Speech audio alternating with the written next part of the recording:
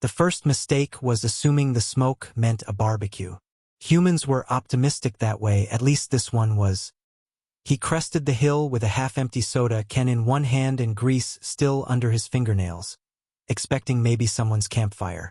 Instead, he found twisted metal bleeding sparks into the dirt, and a girl with purple skin glaring at him like he had caused it. She tried to speak, but what came out sounded like a blender full of angry bees. He blinked, pointed at her mouth, then at his ears, and said the universal phrase of confused humans everywhere. What? That was the hook moment, the kind that sticks because it's absurd and sharp at the same time. The girl coughed, pulled a cracked device from her belt, and shoved it toward him. He wasn't fluent in interstellar body language, but the meaning was clear.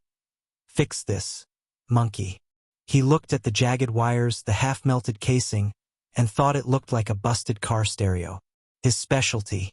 He took it, popped open a multi-tool, and muttered that maybe alien tech wasn't so different after all. He didn't mean to cross the wires. One slip of the screwdriver, one spark too many, and the translator booted up with a low hum. The alien girl leaned forward, eyes wide with desperate hope. He smiled nervously and handed it back. She pressed it to her throat, and when she spoke, the translator's voice came out smooth and clear, except it wasn't in her language. It wasn't in his either. It was something else entirely, deep and echoing.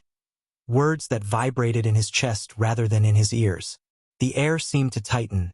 The dirt beneath them shivered, and her expression twisted from relief to horror. She dropped the device like it was a live snake. The human jumped back, soda can spilling. "Hey, I just fixed it," he protested. But she was trembling, whispering in her own tongue while the device kept muttering those strange syllables that no one alive was supposed to hear. The words made him dizzy. They made her cry, and somewhere, miles above in orbit, alarms were already flashing red on scanners that had been silent for centuries. The wreck hissed as coolant bled into the dirt. The human crouched beside her, more confused than scared, though the hairs on his arms were standing up like static. He reached out, gently picking up the translator again. "So, not working right?" he asked. His attempt at humor landed flat, but she still let out a strangled laugh, the kind that escapes when everything's already too strange to be real. That's how it began. A half-broken translator, a clueless human mechanic, and a girl carrying the weight of a secret empire law. The kind of law that erased entire histories. The kind of law that said, never speak the first tongue. And yet here it was, buzzing between them, pulled from the grave by the greasy hands of a man who thought duct tape could fix anything. As they scrambled to make sense of what he had just unleashed, neither of them noticed that far away, in the heart of her empire, old machinery was waking up. For the first time in millennia, the forbidden language had been spoken aloud. And it all started with a guy who had been planning to spend his afternoon fixing his truck. The next morning smelled like burnt metal and awkward silence. He had dragged her out of the wreckage and into his garage, mostly because it was the only place he had tools and partly because he didn't know what else to do with a stranded purple-skinned girl whose translator now whispered like a haunted radio. She sat cross-legged on the workbench, arms folded, glaring at him like his entire species was one big disappointment. He decided not to take it personally. The translator lay between them, faintly glowing, every so often burping out a syllable of that strange language. It was never the same word twice, but each carried the same heavy resonance that made the walls hum. He poked it with a screwdriver and winced when she hissed at him. "Relax," he said. "I fix stuff. It's what I do. Cars, tractors, sometimes alien doohickeys that fall out of the sky. I'm practically qualified." She rolled her eyes, but her shoulders loosened slightly. When he asked what was wrong with the language, she finally snapped back in halting English, her accent sharp and clipped. "It should not exist. It was erased. My people destroyed it. Speaking it is death." Her voice trembled more on the last word than she meant it to. He blinked, leaning back. "Well, lucky me. I just accidentally resurrected the linguistic equivalent of nuclear waste." He grinned like it was a joke, but she didn't laugh this time. As the hours ticked by, he noticed patterns. The device wasn't just broken. It was rewriting itself, pulling words from some buried library inside its circuits. He would tap a contact point and suddenly hear a fragment that made his teeth ache. She covered her ears every time, begging him to stop, but his curiosity kept pushing him forward. He couldn't help it, this was the kind of puzzle mechanics lived for. Fixing things was never just about parts. It was about listening to the story a machine wanted to tell. She began to share hers in bits and pieces. Her name was Kayla, though he kept mispronouncing it until she groaned and told him to just call her Kay. She was an apprentice courier, not a soldier, not anyone important. But she knew enough to recognize danger. Her empire had burned entire libraries, erased whole cities, just to bury this language. It wasn't superstition, she swore. It was power. Spoken aloud, the words could twist reality. That was why no one was allowed to know them. That was why her hands shook every time the translator hummed. He listened, half skeptical and half fascinated. He'd grown up around engines that coughed and groaned, machines that had their own kind of ghostly voices. This felt like that but magnified. Like the universe itself had a machine code, and somehow he'd stumbled onto it. He joked about maybe being the first human linguist to hack the cosmos. Kay didn't find it funny. She warned him that if anyone found out, they'd both be hunted. He shrugged and said he was already broke and single, so what more could the galaxy take from him? That finally earned him a snort of laughter. Night fell, and the translator wouldn't shut up. Its glow painted the garage in shifting shadows, words seeping into the air like smoke. Kay curled up on the bench, muttering prayers in her own tongue. He sat on the floor, staring at the device, feeling something tugging at the back of his brain. Every once in a while he caught himself mouthing the sounds, like a song stuck in his head. When she caught him doing it, she nearly tackled him, eyes wide with fear. "Never speak them," she begged. "Not even once." He raised his hands in surrender, though the temptation lingered. The words didn't just echo in the air. They pulsed through him, alive and insistent. He wondered if maybe that was the point, if the language was less about communication and more about infection. Kay refused to explain further, only repeating that her empire's enforcers would kill them both if the device broadcast another syllable. He glanced at the cracked roof of the garage and muttered that maybe they should start running before company arrived. What neither of them knew was that company was already on the way. In orbit, silent ships had already changed course, triangulating the source of the forbidden tongue. The moment he crossed those wires in the dirt, alarms had spread like wildfire through systems designed to stay asleep. Now they were awake and they were coming. He fell asleep at last with his back against the toolbox, dreaming of words that weren't words, symbols curling like smoke. In his dream, he spoke them without fear, and the stars bent closer to listen. Morning came like an accusation, too bright and too loud for the kind of secrets now stuffed into a greasy garage. Kay was already awake, pacing like a caged animal, muttering in her own tongue while her eyes kept darting to the translator on the workbench. He watched her for a while before finally standing up and stretching, bones popping. "You know," he said, "for something that's supposedly going to get us killed, it's not doing much except glowing and humming. I've seen microwaves scarier than that." She shot him a look sharp enough to peel paint. She explained, carefully, that the danger wasn't the device itself but what it carried. The words were not dead. They were suppressed. They lived in the foundation of her people's technology, locked behind walls of fire and law. The Empire had built fail-safes long ago, silent alarms waiting for anyone foolish enough to tamper with the remnants. He was already on record now, she insisted, flagged across systems he couldn't even imagine. He tried to laugh it off, though his stomach twisted at the thought of invisible satellites painting crosshairs on his small-town garage. He turned to the translator again, holding it up to the light. The casing shimmered faintly, like oil on water. "If they're tracking us, then turning it off should help, right?" he asked. Kay shook her head. Once awakened, the first tongue couldn't be silenced. The Empire had designed it that way, she explained. Any attempt to destroy or shut it down would only spread the signal further. He muttered that sounded like the worst software update imaginable. She didn't smile this time. They argued for hours, tension snapping between them like live wires. He wanted answers, she wanted silence. At one point he slammed his hand on the workbench and demanded to know what exactly the language could do. She froze, then whispered that her people believed it could shape reality.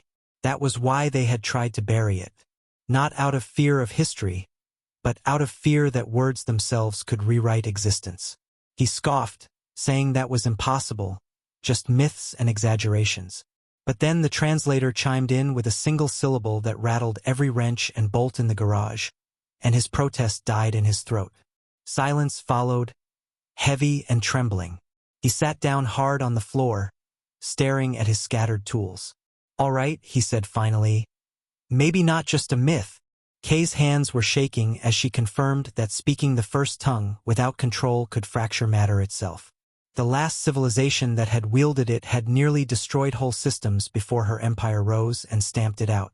That was why even fragments were outlawed. That was why she was terrified of him. For the first time since the crash, he really looked at her. She wasn't just scared. She was carrying centuries of inherited fear. And he was the idiot who had sliced open the wound. He rubbed his face, muttering that maybe he should have just stayed home with his broken truck. Kay almost laughed at that, though her eyes were wet. Their uneasy truce shattered when the garage lights flickered. He thought it was a power surge until Kay stiffened and hissed that someone was here. Not someone, she corrected, something. The Empire had trackers that operated on resonance, sniffing out even faint echoes of the forbidden tongue. They weren't ships you could see in the sky, they were machines that folded space like origami, appearing where the signal was strongest. He didn't believe her until the air outside began to shimmer, a heat wave with no source. They scrambled, Kay grabbing the translator, him grabbing a crowbar like that would matter. The shimmer condensed into a tall, angular construct, black metal etched with symbols that hurt his eyes to stare at. It didn't move like a living thing, but it radiated intent. Kay shouted something in her own language, and the translator sputtered out fragments of the forbidden tongue in response. The construct froze as if listening. Then it turned toward him. He swung the crowbar on instinct, a ridiculous gesture against a machine older than his planet's recorded history. The metal clanged uselessly, but the act seemed to confuse the construct, if machines could be confused. It emitted a sound like grinding stone, and the translator crackled, spitting out another forbidden syllable. This time the garage itself warped, the roof groaning as if pulled sideways. Kay screamed at him not to repeat it, but he hadn't spoken. The device had chosen him. The construct advanced, and Kay made a desperate decision. She shoved the translator into his chest, yelling for him to run. He stumbled back, clutching it as the device pulsed in his hands. He swore he could feel the words crawling under his skin. He didn't know what he was doing, but some instinct drove him to shout the first sound that bubbled into his throat. The effect was instant. Reality bent like glass. The construct froze mid-step, its black metal skin rippling before it shattered into dust. The garage collapsed halfway, tools clattering around them. He fell to his knees, gasping, the syllables still echoing in his head like a migraine. Kay hauled him up, eyes wide with terror and awe. "You spoke it," she whispered, "and it obeyed you." He wanted to argue, to say it was just an accident, but the evidence lay in the pile of metallic dust smoking at their feet. He looked at his hands, then at the translator, and said quietly, "I think I just broke the universe's #1 rule." Kay grabbed his shoulders, her grip trembling but fierce. "No," she said, "you just proved why they fear it." Before they could catch their breath, a new sound rose outside. Distant engines, more constructs inbound. Kay pulled him toward the door, shouting that they had to leave now. He stumbled after her, translator clutched tight, the taste of that impossible word still sharp in his mouth. For the first time, he wasn't sure if he was more afraid of being hunted, or of what else he might say. They burst out into the night, stars overhead sharp as glass. He thought briefly of his truck, his soda cans, the ordinary life he just torched beyond recognition. Then he thought of the word that had shattered a machine, and how it had felt like the universe itself listening. Somewhere deep inside, beneath the fear, a dangerous curiosity flickered. As they vanished into the darkness, pursued by shadows older than history, Kay muttered one final warning. Every word has a price. And you've already spoken once. He didn't reply. He was too busy hearing the echo of the word replaying in his head, daring him to speak again. Running wasn't heroic, it was just necessary.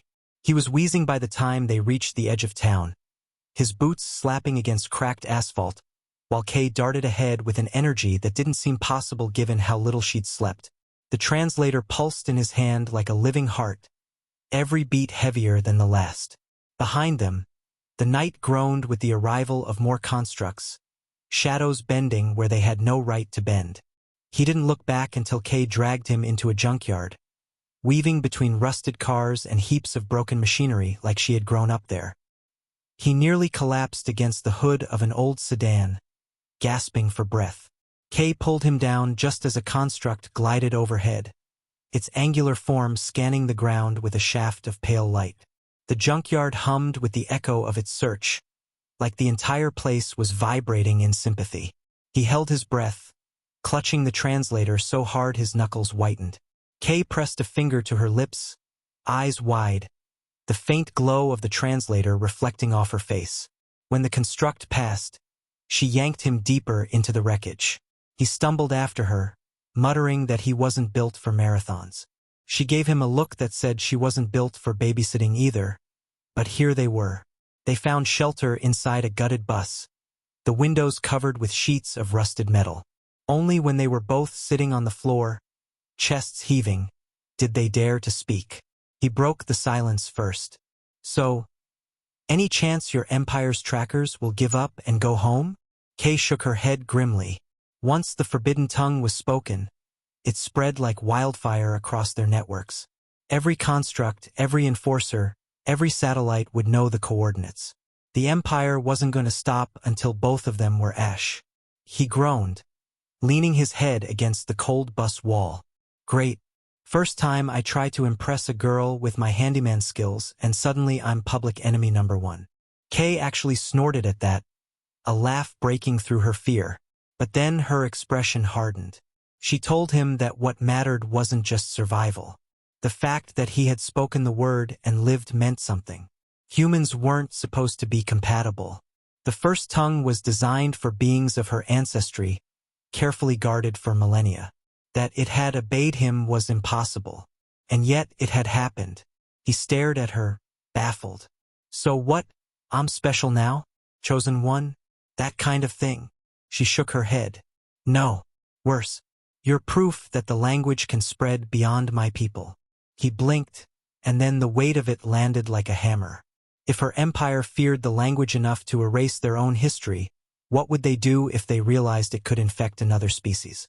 His stomach churned. He muttered that maybe they should just destroy the translator after all. She shook her head again, firmer this time. Destroying it would only scatter the words wider, and the Empire's machines would still come. The only way out was to understand it before they did. That thought made him laugh, loud and bitter. Understand it? Kay, I can barely balance my checkbook, and you're asking me to reverse engineer the forbidden code of the universe. She looked at him seriously and said he had already begun. The word he spoke wasn't random. The translator had chosen him. The language had chosen him. Before he could argue, the bus shuddered. Another construct had arrived, heavier, more angular than before. Its bulk cast shadows through the gaps in the rusted windows, and the air tasted of iron and ozone. Kay yanked him to his feet, shoving the translator into his hands again. Say it, she whispered urgently. His eyes widened. No way. Last time I nearly ripped my garage in half. But she insisted. They had no other chance. The construct tore into the bus, metal screeching as its limbs punched through the walls. Panic surged, but he clenched the translator and let the strange syllables that pulsed in his head rise to the surface. The word rolled off his tongue, alien yet natural, and the construct froze mid-strike. The air warped, and suddenly the machine collapsed into a heap of molten shards.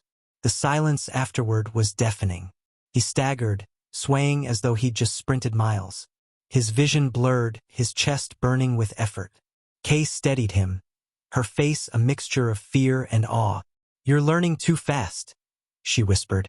He wanted to joke about skipping the tutorial level, but his throat was raw. They slipped out of the wreckage before more constructs arrived, winding through the junkyard toward an abandoned train depot on the far side. Inside, they finally caught their breath. Kay studied him, her gaze heavy. "Every time you speak, it changes you," she said. He frowned. "Changes how?" She hesitated, then admitted that she could hear the cadence of the forbidden tongue seeping into his normal speech. Subtle, but there. The language wasn't just letting him speak. It was teaching him, embedding itself deeper with every word. That chilled him more than the constructs. He rubbed his temples, muttering that he didn't ask for this. Kay's voice softened for the first time. "Neither did I," she said, her shoulders sagging. She confessed that she had been running a simple courier route before her ship was attacked. The wreck wasn't an accident. It had been shot down. She was never supposed to survive. He looked at her sharply. "Attacked by who?" Her lips pressed into a thin line. "By my own people. They feared what I was carrying." His eyes widened. The translator wasn't just any device. It had been meant for disposal, escorted under heavy secrecy, a relic from some sealed vault. Instead, it had fallen into his hands. He groaned, burying his face in his palms. "So basically, I just adopted the galaxy's most illegal paperweight." Kay smirked faintly despite herself. "Yes, and now you're bound to it." Their argument was interrupted by the distant wail of sirens, local, human ones this time. He froze, realizing that their little war hadn't gone unnoticed. The constructs were invisible to the average eye, but the collateral damage wasn't. Whole blocks had power outages, strange tremors, collapsing structures. Someone had called the authorities. And soon, humans would be swarming the area with questions he couldn't possibly answer. They debated in hushed voices. He argued for telling the truth that maybe human governments could help. Kay shook her head violently. If humans learned about the first tongue, it wouldn't stay hidden. His species, curious and reckless, would tear it apart and unleash it in every lab and battlefield. He wanted to deny it, but deep down he knew she was right. The translator pulsed in his hands again, as if impatient. He shoved it into his backpack, muttering that maybe it was time to get off Earth altogether. Kay raised an eyebrow at him. "And how do you plan to leave your planet?" He gestured vaguely. "Spaceship, tractor beam, hitchhike. I don't know. You're the alien. Shouldn't you have a plan?" She sighed, explaining that her wrecked ship was beyond repair. But if they could reach one of the old outposts hidden on the dark side of the moon, maybe they could find transport. He blinked. "Wait, you're telling me there's a secret alien base on the moon? And you're just bringing that up now?" She shrugged, utterly deadpan. "You didn't ask." He stared at her, then laughed, the absurdity breaking through the tension. "Great. Add that to my bucket list. Visit the moon. Dodge intergalactic assassins. Possibly rewrite reality with my mouth." But underneath the humor, dread gnawed at him. Every time he spoke the forbidden words, he felt them etching deeper into his mind, like roots wrapping around his thoughts. He didn't know if he could stop, and worse, a part of him didn't want to. As the night deepened, they prepared to move again, plotting a path out of the city. Kay warned him that the next enforcers would not be simple constructs. The Empire would send living agents, trained to wield silence like a weapon. He tried to joke about not being great with authority figures anyway, but her grave expression silenced him. Before they left, he pulled the translator out one more time, staring at its glow. "Tell me the truth," he said quietly. "If this language can really rewrite reality, what's stopping me from just speaking us out of this mess?" Kay's answer was immediate. "Because you don't understand the price. The language gives, but it also takes. Every word bends the world, but it bends you more." He slipped it back into his pack, shivering. They stepped into the night, hunted by machines and soon by men, carrying a secret heavy enough to crush entire civilizations. And though fear clawed at his chest, curiosity burned brighter. The first tongue was awake now, and it was whispering his name. The road to the launch site was quiet in the way only doomed paths could be. He drove a battered pickup he had hotwired from the edge of town. Kay slouched in the passenger seat with the translator clutched against her chest. The stars overhead were sharp enough to cut, and the moon hung fat on the horizon, glowing like the beacon it was about to become. Neither spoke for a long time.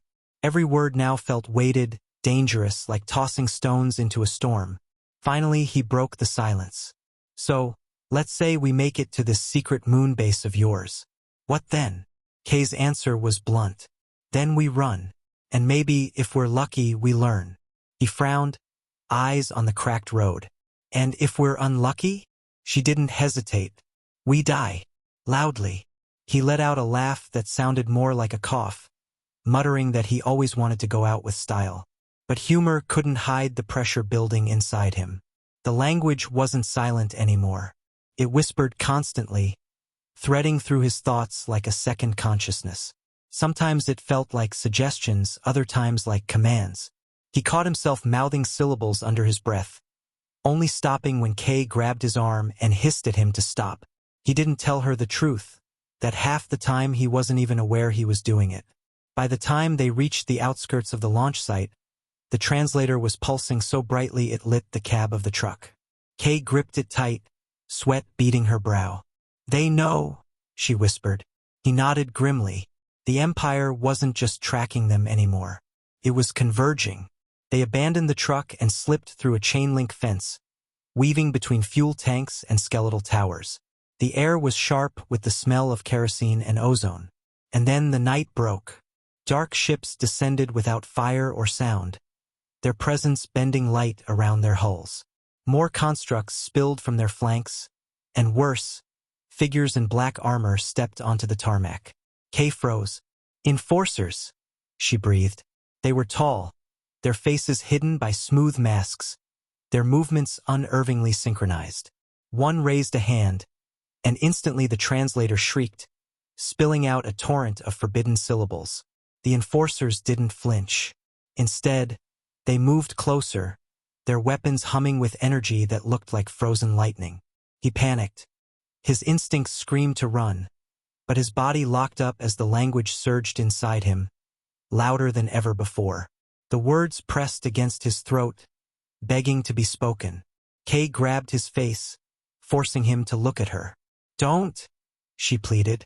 "Every time you speak, it takes something from you." But it was too late. One enforcer lunged, and the syllable tore out of him like a scream. Reality buckled. The ground split open, towers groaned and bent like paper, and the enforcer disintegrated into shards of light. The others staggered, momentarily stunned. Kay dragged him toward the main tower, shouting that they had seconds at most. Inside, alarms blared. Human personnel had long since evacuated, leaving the place hollow and echoing. They climbed a narrow staircase, every step shaking with the resonance of the language still vibrating in the air. He stumbled, coughing blood into his sleeve, but kept moving. Kay's face was pale, her expression caught between terror and determination. At the top, they found a control room with a wide view of the moon overhead. For a moment, it felt almost peaceful. But then the enforcers were there, filling the doorway, weapons raised. The leader stepped forward, voice mechanical and cold. "Surrender the device." Kay's grip tightened on his arm. She whispered fast and low. "If they take it, it ends. Everything we've done, everything you've survived, it will vanish. The words will be sealed again, and this time they'll erase you too." He swallowed hard. His chest ached, his head roared with whispers. He looked down at the translator glowing like a star in his hands, and he realized he had no choice left. He stood, wavering, and faced the enforcers. "You want it? Then listen." His voice cracked, but the words that followed weren't his. They poured out of him like a river, the forbidden tongue roaring into the room. The glass shattered outward, the air thickened like syrup, and the enforcers froze mid-step. Their armor peeled away, their bodies unraveling into streams of light. Kay screamed at him to stop, but he couldn't, or maybe he wouldn't. The language wasn't just controlling him, it was becoming him. The world outside bent. Clouds twisted into spirals. The stars seemed to burn closer. The moon itself shuddered in orbit. For a heartbeat, he felt infinite, every atom around him dancing in time with his voice. He could see the strings of reality, taut and fragile, waiting to be plucked. He could end the empire with a single phrase. He could rewrite history, erase fear, rebuild the cosmos. And then Kay's hand was on his, grounding him. Her voice cut through the roar, small but steady. "It's not just power," she whispered. "It's choice. Choose who you are." His throat burned. The words clawed at him, furious at being denied. But slowly, painfully, he forced them back down. The glow dimmed, the resonance faded, and the enforcers were gone, scattered into nothing. The room sagged, half collapsed, but reality held. Barely. He sank to his knees, gasping, blood dripping from his nose. Kay knelt beside him, tears streaking her face. "You survived," she whispered. He let out a broken laugh. "Yeah, still got it. Though I think I just voided my warranty." They sat there for a long time, watching the moon rise higher. The translator lay silent at last, its glow extinguished. He could still feel the language coiled inside him, but muted now, like a sleeping beast. He didn't know how long that would last. Kay leaned against him, her voice soft. "The Empire will feel this. Their silence is broken. The truth will spread." He nodded slowly. "And when they come for us again?" She gave a tired smile. "Then we teach them what happens when you underestimate humans with greasy hands and bad timing." He laughed, though it hurt. Outside, the night was no longer quiet. Sirens, engines, distant thunder. The world had shifted, and nothing would ever be the same. But for now, sitting beside a girl from the stars, he felt something he hadn't felt since the whole mess began. Not fear, not dread, but hope, messy and ridiculous, like duct tape on a universe that refused to stay broken. The first tongue was awake, and so was he.